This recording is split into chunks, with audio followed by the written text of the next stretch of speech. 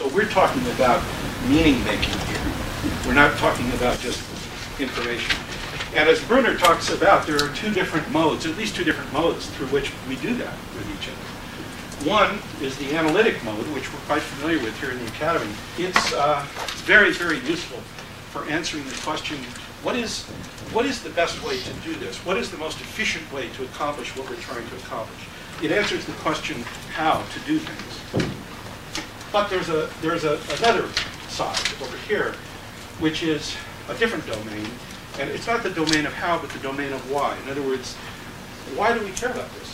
Why does it matter whether we do this or not? Why is it important enough for us to risk our livelihoods to do it? Why is it important enough for us to have to find courage in order to act on it? So to get us started, we're going to take a look at Henry V. This is the eve of the Battle of Agincourt, 1415, between the English and the French. The English, went to France to try to claim territory. The French have pretty much beaten them down. The French have them way outnumbered, many, many more people. The English are reduced to pretty bad shape. And Henry, the young king, has spent the whole night before the scene we're going to see here, wandering from camp to camp in sort of incognito, just listening.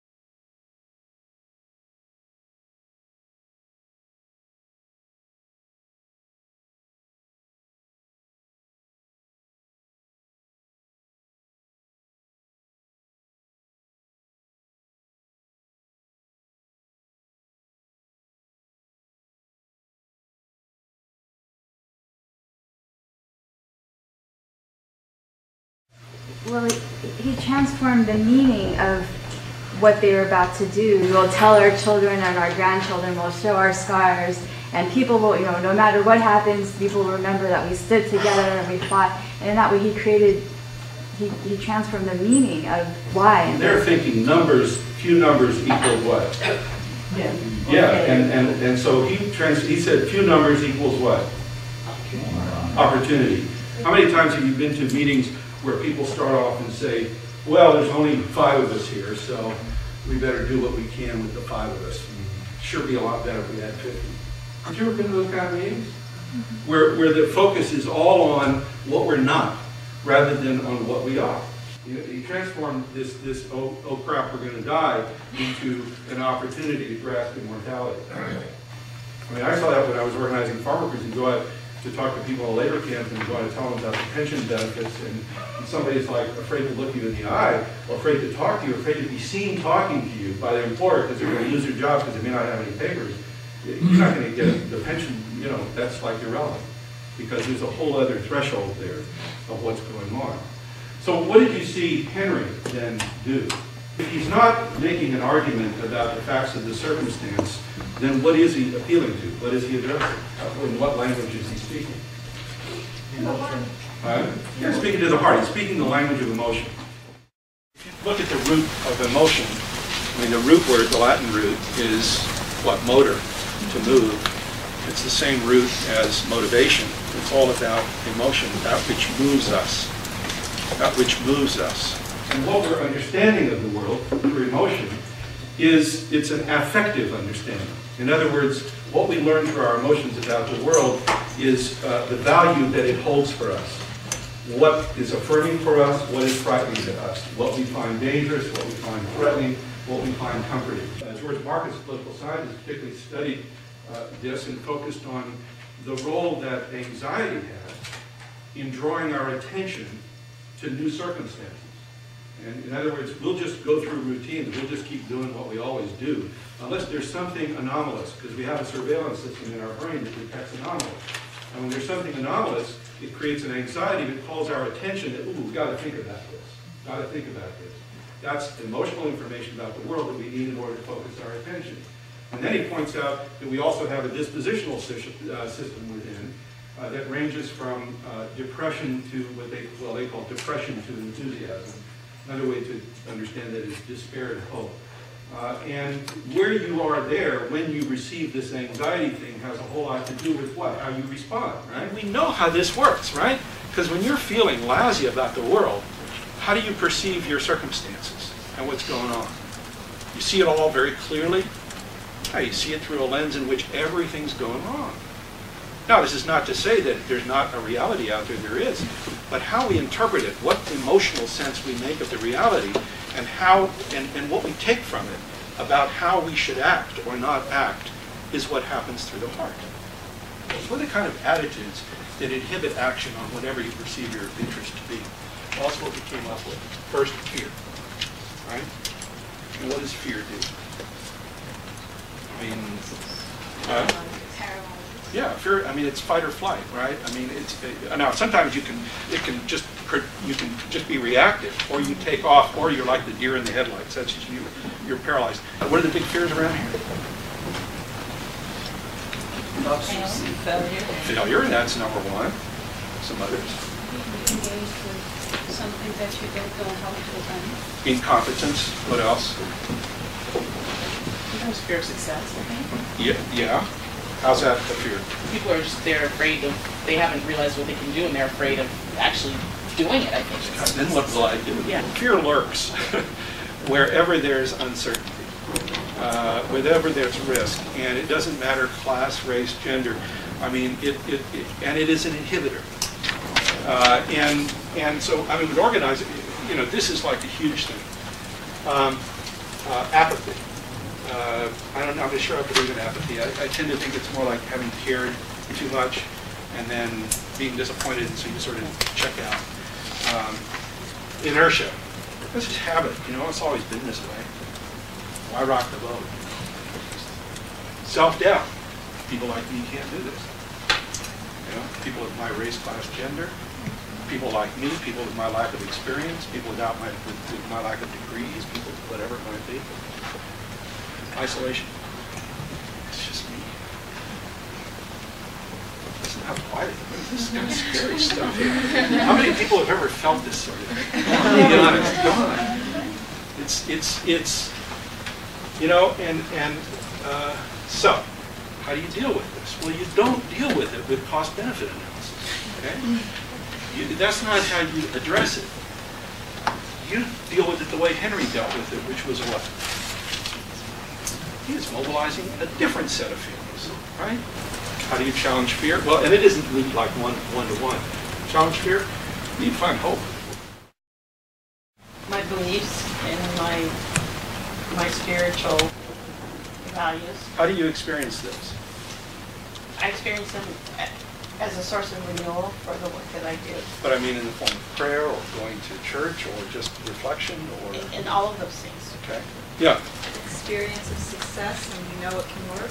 Just Yeah. intuitively know it can work. Well, see, this is the whole logic of small successes. This is the whole thing of thinking in increments when it comes to organizing, so that you begin to create the experience of success and therefore the feeling of it, where it's not just like, oh, someday this may work, but like, you know, 10 people do come to the meeting, right? Small things. Where else do you get hope? Yeah. Give a history, just seeing what's been done before, what's been possible before. See, the trouble with stories about the great heroes is that, oh yeah, well, but that was Dr. King, right? Rosa Parks, ooh, a little different story, right? I mean, and you know, but still, Rosa Parks been transformed into this, you know, this sort of demigoddess, which she wasn't. I mean, she was an activist, an organizer. She was an active person in her community, just like many people here.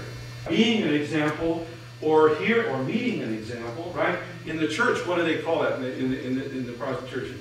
Witness. Yeah, witnessing or testimony, right?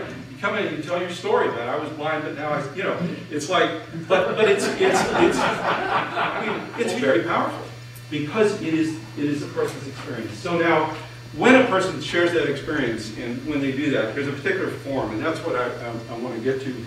What was unique about the story, or particular about the story that Henry was telling? Well, he wasn't exactly telling a story about what happened sometime in the past, was he? What was he telling the story about? The future. He was telling a story about a future that could be. What happens in our lives every day? Unexpected stuff happens, doesn't it? Little things, big things. You know, all the way from the movies sold out of tickets, you know, that we were going to see, and now we have to make a different plan, to, you know, a marriage breaks up. The uniqueness of our uniqueness as human beings, I mean, as a species, is our capacity to recognize the unexpected, anticipate the unexpected. Because we have this gift of memory and of anticipation, and so while it's a gift of imagination, it also is a gift of trepidation. And so that place where the unexpected, where there's no guide, where we're just out there and we've got to decide what to do, that's something that we are infinitely curious about learning how to deal with. Okay? But learning how to deal with it, it's not the specific tactics, it's the emotional stance. It's the emotional capacity to deal with the unexpected that is of so great importance, because that's when we really experience being agents. That's when we really experience choice, is when we're not following a routine. We're out there on our own. We got to deal with it. How do we find the resources to deal with it? And that's what stories teach us. And because that's the information contained within a story. Now, stories also work through character, because the way in which we enter into the story is through identification with the storyteller or the protagonist, or whoever it is. That process of identification with the protagonist and storyteller allows us not only to get conceptual information about this, but it allows us to do what else? Through our capacity for empathy, we're able to actually experience and feel some of what is being recounted. And it's that experience of the feeling of the circumstances being talked about is where the power resides.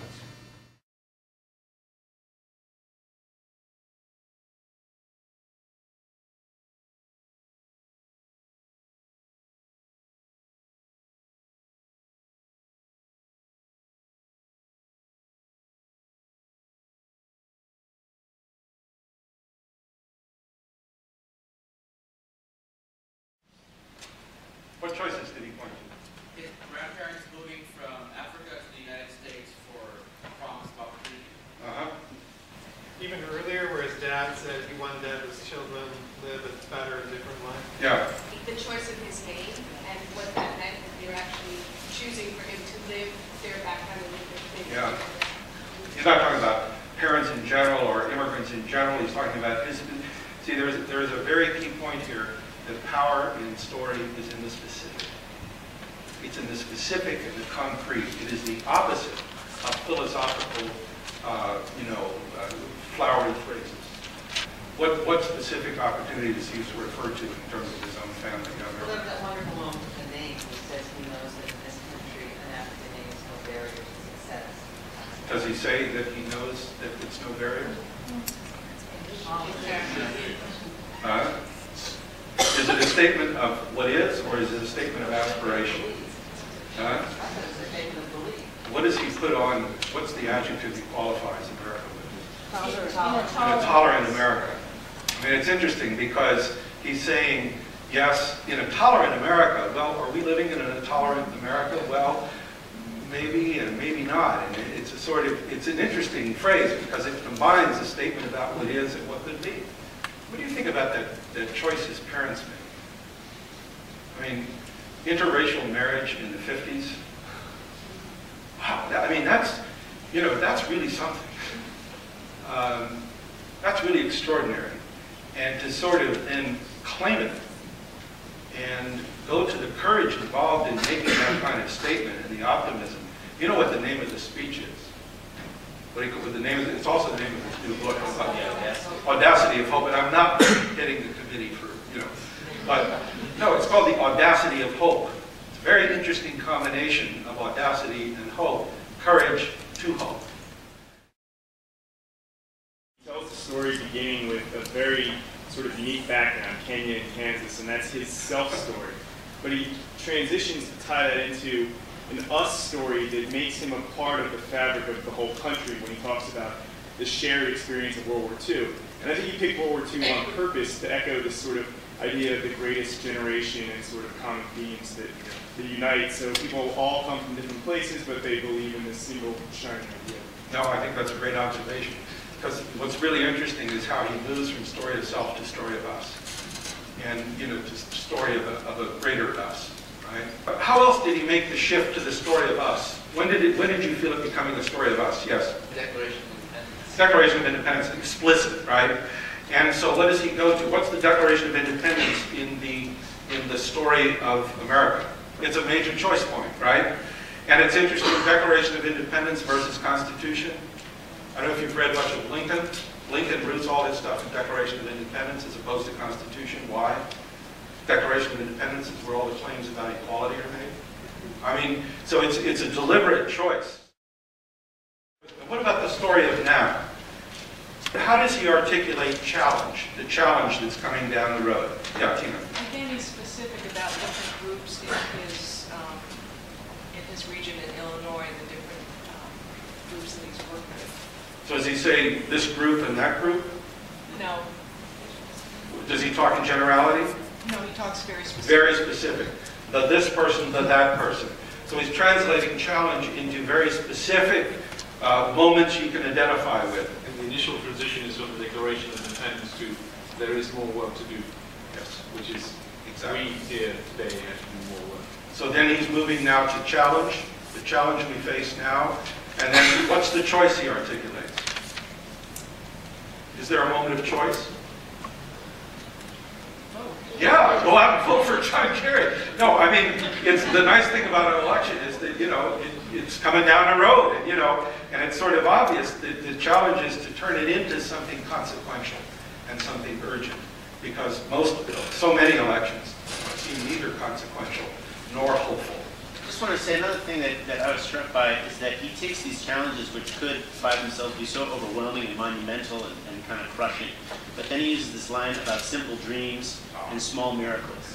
And all of a sudden it becomes possible for each individual there in the room to say, okay, I can relate to that, I can do something about that, and all of a sudden he's shifted from this sense of despair. That's a great connection to make. And the way you put it, because it makes it both an aspiration, but it's accessible. I mean, there's a few phrases like simple dreams, and then the other one I really like is improbable love. His parents' improbable love. I mean, it's a very powerful. There's a lot of tension in it, and the tension gives it a lot of power and meaning. So I came to dinner one evening on the train, and I sat down with 3 other people. So conversations start going, and I'm sitting there sort of listening, because I'm always very hesitant. As a Sierra Club member, when people say, what do you do? I know that sometimes I can face a sort of tricky situation if somebody identifies the Sierra Club negatively. And at the time, I was a staff member.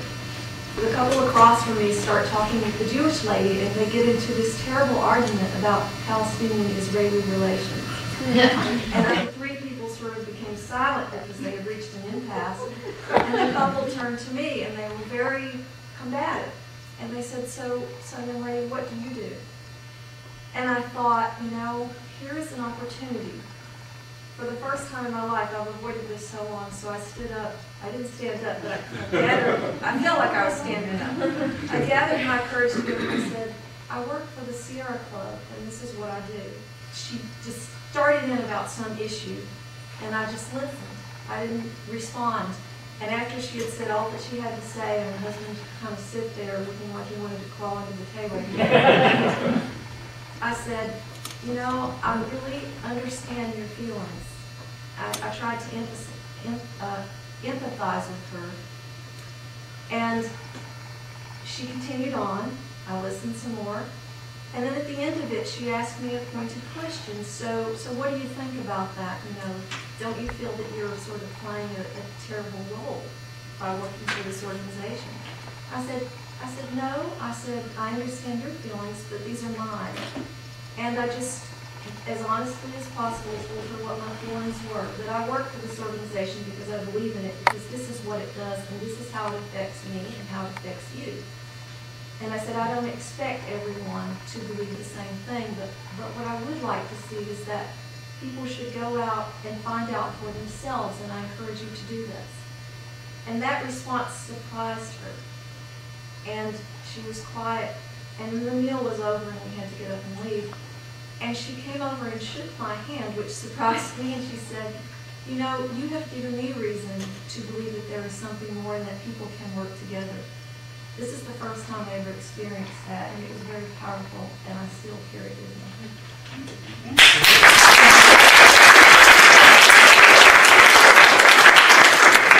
What's the moral of the story? Take risks about what? About being who you are. Yeah, about claiming who you are. About claiming who you are. It's like, hey, I'm not ashamed of this. I'm not afraid of this. This is who I am. This is what I do. And one of the things I do is listen to other people. But I've also got the courage of my own conviction. What is it that Henry doesn't do in this whole episode? Yeah. I guess when you mentioned the longbows just now, he didn't mention they had these, that these longbows could be effective. He didn't try to bring a rational argument that, you know, there's a good reason that we have a possibility of winning. That's cool. You know. That's a great observation. So it wasn't about, well, we've got the internet. No, I mean, he recognized where the issue was. The issue was with his men and their readiness to risk. Now that's crazy. What else does he not do? He didn't villainize the French. He didn't attack them. Yeah, that's kind of amazing, isn't it? I mean, when you think about it for a minute, that is extraordinary. The French are up there on the ridge. What are they doing? Oh, those English, you're going to spill their blood. It's all that very gory stuff. And the French are sort of gloating in that. And Henry never does that. That's remarkable. That's remarkable. I mean, Henry's story is constructed entirely out of not diminishing the opponent, but enhancing his own people. Enhancing their own sense of worth, their sense of capacity, their sense of mission. What did he want his men to learn? Action. That action was required and possible, right? In other words, that action was required and possible. That they were called upon to act, and that in acting, that acting could be a hopeful act.